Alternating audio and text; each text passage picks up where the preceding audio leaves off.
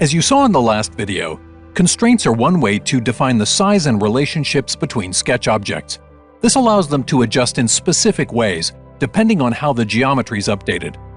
Adding dimensions is the other aspect of defining the size and relationships between sketch objects. Dimensions allow you to specify the exact size of the sketch elements, which include adding dimensions for linear distances, angles between lines, sizes of radii, and diameters of circles. I'll show you how each of these can be added to the sketch I used in the last video, which will fully define the sketch in the end. To enable the dimension command, simply click on the button here in the action bar.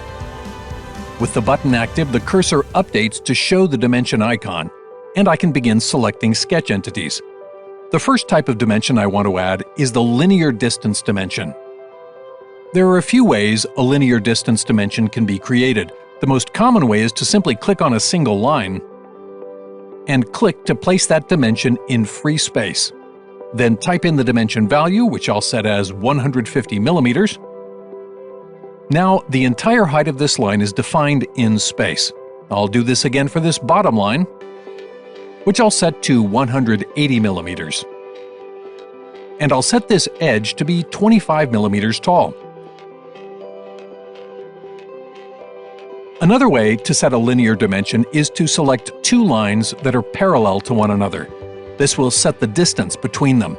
For instance, if I want to set the distance between the bottom edge and this line here, I can select the bottom edge and then click on this line right after, which allows me to set the distance between them, in this case set to 60 millimeters. I'll also set the distance between the edge on the left and this vertical line here. I'll click the left edge, then the other vertical line, and set the distance to be 105 millimeters. Another way is to select a line and a point. For example, I want to set the distance between this left edge and this point at the bottom of the angled line, which will determine the diameter at the base of the angled face of the revolve feature. To do this, I'll click the line on the left and the point at the bottom of the angled line, and set the distance to be 70 millimeters. The last way to create a linear distance dimension is to select 2 points. This can come up whenever a dimension needs to be set between 2 points that aren't connected by horizontal and vertical lines. For example, let's say I wanted to set a dimension between the upper left corner and the center point of the arc. I'll click the first point, then the second point, and I can set the dimension a few different ways. I can set the horizontal distance between them, the vertical distance, or the direct distance between the 2 points. I'll set the direct distance in this case. This distance, however, was just to show you the options when dimensioning between 2 points, so I'll click Undo to remove it. The next type of dimension I'd like to focus on is creating an angle dimension. Creating an angle dimension is as simple as selecting 2 lines that aren't parallel to one another. In this case, I want to set the angle of this line relative to the vertical edge on the left. All I do is click both lines, and then click to place the angle dimension. In this case, I'll use an angle of 15 degrees. If you ever select 2 lines in XDesign, thinking they're parallel, and an angle dimension appears, this is an indicator that the lines aren't actually parallel. Angle dimensions always appear when lines aren't constrained to be horizontal, vertical, or parallel. The next dimension type I'll add is a radius dimension, which is applied to arcs and fillets in a sketch.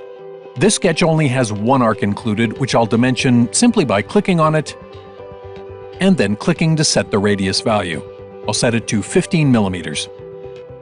Notice that the dimension has the letter R in front of it, indicating that this dimension is setting the radius value of this sketch entity. Notice that all the sketch entities have changed to black, which indicates that the sketch has gone from underdefined to fully defined. This means that the sizes and relationships of all the sketch entities are set in place. They were also all created using the same dimension command. However, I do want to add one more sketch entity to show you how to add a diameter dimension. I'll quickly draw a circle at the midpoint of this line here. This is now the only blue sketch entity showing. I'll click the Dimension command, then click on the edge of the circle to set the diameter, and give it a value of 15 millimeters. Notice the diameter icon in front of the numerical value, which indicates that this is specifically a diameter dimension. Now that you've seen the main dimension types added to this sketch, I want to mention another dimension type that can be helpful to include. Driven dimensions are dimensions that don't actually establish the size and relationships of sketch entities, but are driven by other dimensions and show a reference value on screen. For instance, I want to know the total height of the angled line. I can click on the top edge, and then the point at the bottom of the angled line, and place the dimension. This driven dimension appears in gray instead of black, making it easy to differentiate. I also can't set a value since the dimension is determined by the other geometry, currently coming out to be 90 millimeters. I quickly want to show you how you can set the total length of an angled line. I'll click on the angled line shown here, which will create another driven dimension. At first, the same 90 millimeter dimension appears, but if I move the mouse upward, the dimension shifts to be along the angle of the line, indicating its total length. To wrap up, I want to show you how to edit and delete dimensions. To edit a dimension value, simply double-click on the numerical value.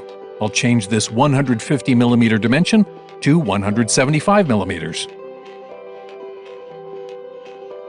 All the other black driving dimensions are maintained. However, the values of the driven dimensions update to the new values.